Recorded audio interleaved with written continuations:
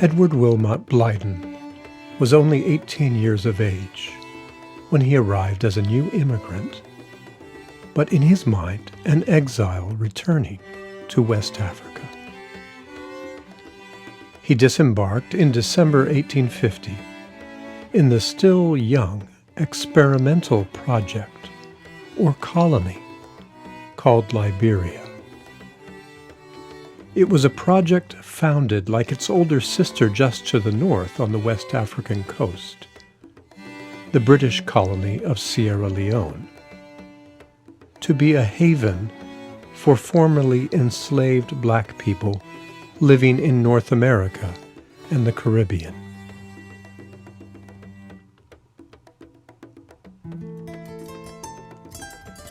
Blyden was born and grew up on the island of St. Thomas in the Danish West Indies, a descendant of Igbo people in what is today Nigeria, and the child of free black professionals. A call to Christian ministry took him in 1850 to study in the United States. But the racist policies of theological schools and the threat posed to all black people, enslaved or free, by the newly passed Fugitive Slave Act diverted him in another direction.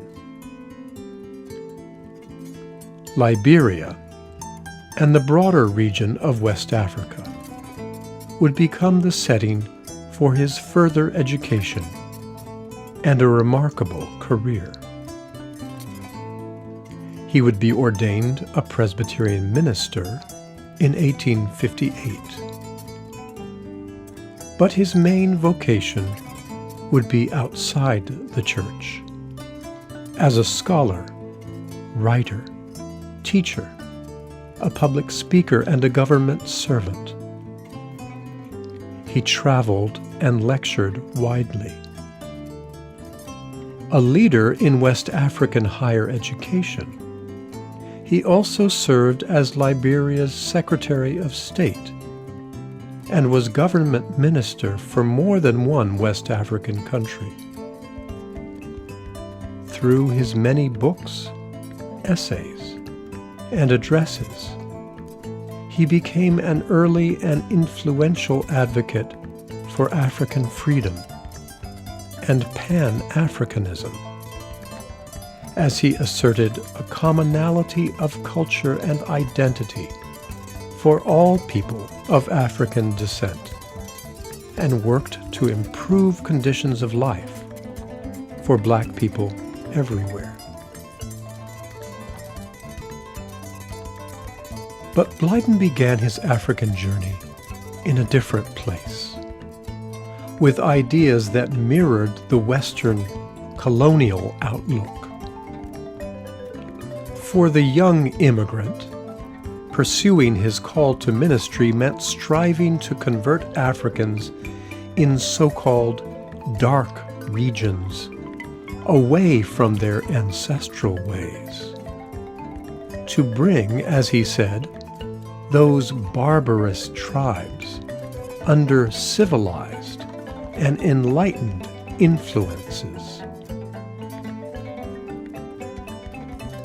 This vision would change radically, not only with his formal education, wide and deep learning in history and the humanities, but with direct experience and study of the culture of African peoples. Blyden essentially became converted away from the Euro-American dominant view that assumed black and African inferiority, and converted to a fully African and anti-colonial view, a perspective that placed the dignity of Africans at the center of concern.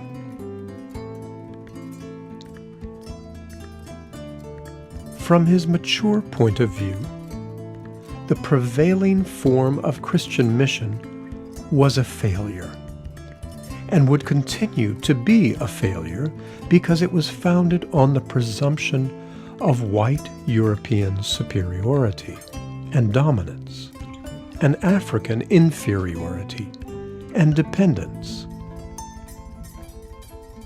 Blyden was strongly attracted to Islam as it had spread into West Africa. He noticed that the religion was adopted organically and spread with cultural sensitivity, not as the religion of supposedly superior, wiser, and more cultivated outsiders. On the basis of this contrasting model, he argued for a different method of fully African Christian mission, as well as the founding of independent African churches, liberated from the oversight of white and foreign organizations. He was a critic of the Anglican Church Missionary Society's racist mistreatment of the most prominent African churchmen of the 19th century, the Yoruba Samuel Ajayi Crowther, Bishop of the Niger. When Crowther, the first and only African bishop of the Church of England, was pressured to resign in 1890 to be replaced by a white European successor, the evidence seemed strong to at least some African Christian pastors that Blyden was right to criticize the European and colonial approach to mission. In 1908, and toward the end of his life, Blyden published the book African Life and Customs. It was written in a time when European powers had carved up the map of the continent of Africa, dividing among themselves almost the whole territory as colonial possessions to be exploited for their own national profit. In this, his last book, he would again turn to an assessment of the religion he had initially been called to spread to his own African people. He offered his most candid appraisal and a thoroughly historicized account of the Christianity brought to Africa by foreign missionaries. From our standpoint, he said, we do not believe that Africa needed the theological interference of Europe.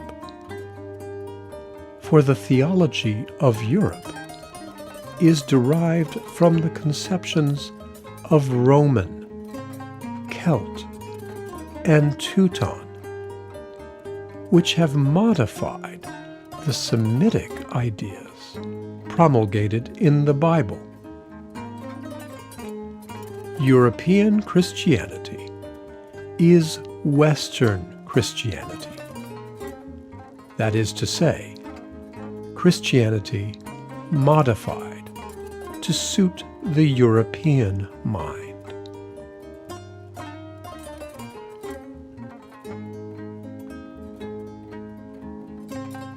Edward Wilmot Blyden, a prophet of African freedom, concluded that the Christianity imported to Africa in the 19th century was not simply the pure and universal message of the Bible, of Jesus and the apostles.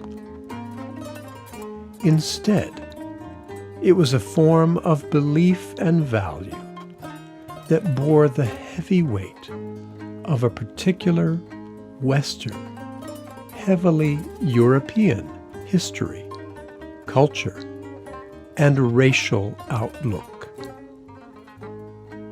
It was a form of religion fundamentally shaped by the experience, values, and interests of those who were its foreign transmitters.